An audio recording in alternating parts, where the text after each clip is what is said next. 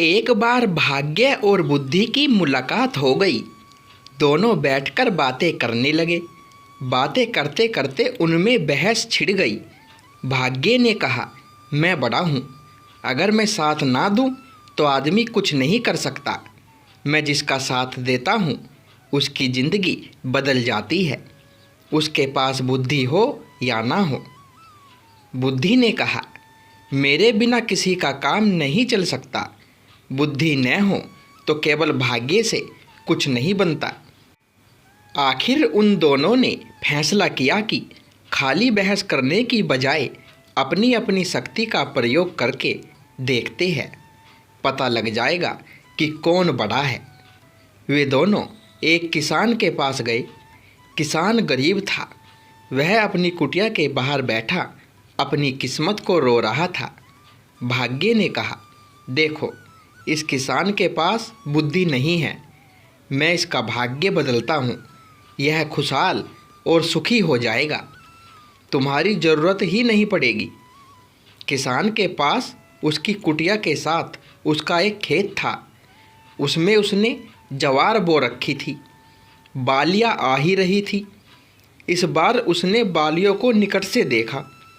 बालियों में ज्वार के स्थान पर भाग्य के प्रताप से मोती लगे थे। बुद्धिहीन किसान ने अपना माथा पीटा। अरे, इस बार तो सत्यानाश हो गया।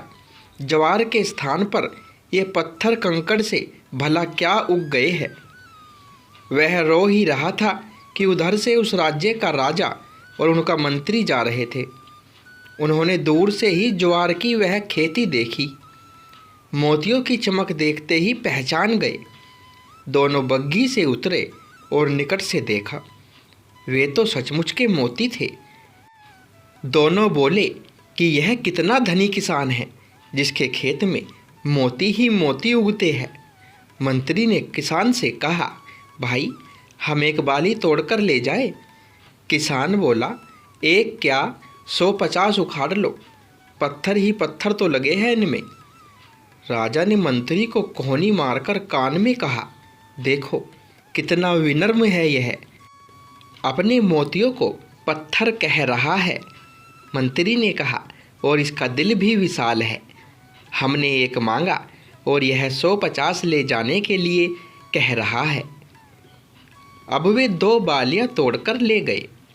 बग्घी में बैठे राजा ने मोतियों को हाथ में तोलते हुए कहा, मंत्री, हम राजकुमारी के लिए योग्य वर ढूंढ रहे थे ना, तो दूर क्यों जाए।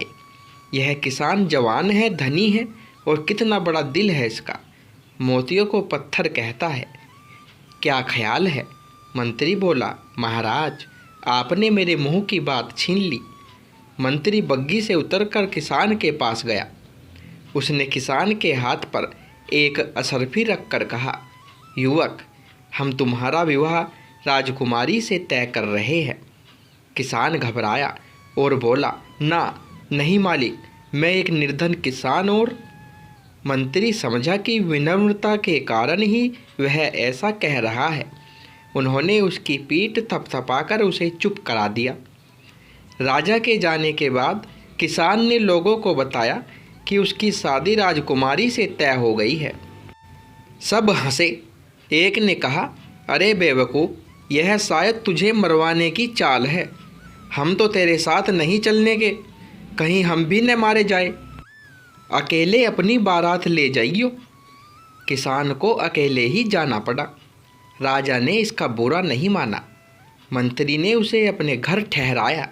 वहीं से उसकी बारात गई और धूमधाम से राजकुमारी से उसकी शादी हो गई। शादी हो जाने के बाद राजा ने दामाद को महल का ही एक भाग दे दिया। राजा के कोई पुत्र नहीं था, अतः वह दामाद को अपने पास ही रखना चाहता था ताकि राज सिंहासन भी बाद में उसे सौंप सके। राज परिवार की परंपरा के अनुसार राजकुमारी वधू के वेश में सज धज कर खाना लेकर रात को अपने पति के कक्ष में गई। किसान ने इतनी सुंदरता से सजी और आभूषणों से लदी कन्या सपने में भी नहीं देखी थी। वह डर गया। उसके मूर्ख दिमाग में अपनी दादी की बताई कहानी याद आ गई, जिसमें एक राक्षसी सुंदरी का वेश बनाकर गहनों से सजी धजी एक पुरुष को खा जाती थी। उसने सोचा कि यह भी कोई राक्षसी है जो उसे खाने के लिए आई है। वह उठा और राजकुमारी को धक्का देकर गिराता हुआ, चिल्लाता हुआ बाहर की ओर भागा।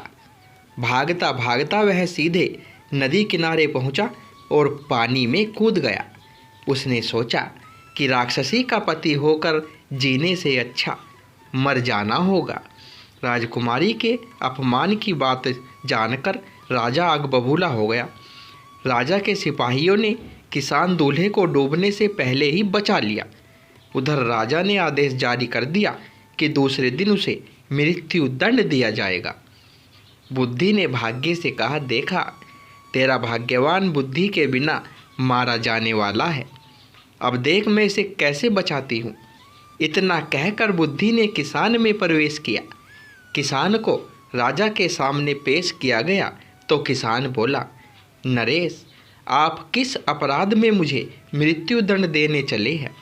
मेरे कुल में मान्यता है कि विवाह के बाद पहली रात को यदि वर या वधू की जानकारी में कोई व्यक्ति नदी में डूब मरे तो वधू या तो विधवा हो जाती है या संतानहीन रह जाती है।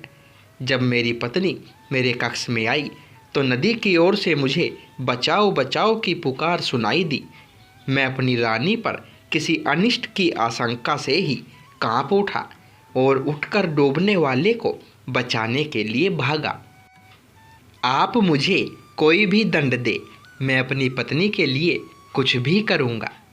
उसकी बात सुनते ही राजा ने उठकर किसान को गले लगा लिया। पिता और पुत्री ने लज्जित होकर किसान से अपने असंगत व्यवहार के लिए माफ़ी मांगी। फिर तीनों खुशी खुशी अंतरंग महल की ओर चल दिए। बुद्धि ने मुस्कुराकर खिसियाए भाग्य की ओर देखा। तो दोस्तों, कहानी पसंद आई हो तो वीडियो को एक लाइक और शेयर अवश्य करें, और चैनल पर पहली बार आए हो तो चैनल को सब्सक्राइब करें। धन्यवाद।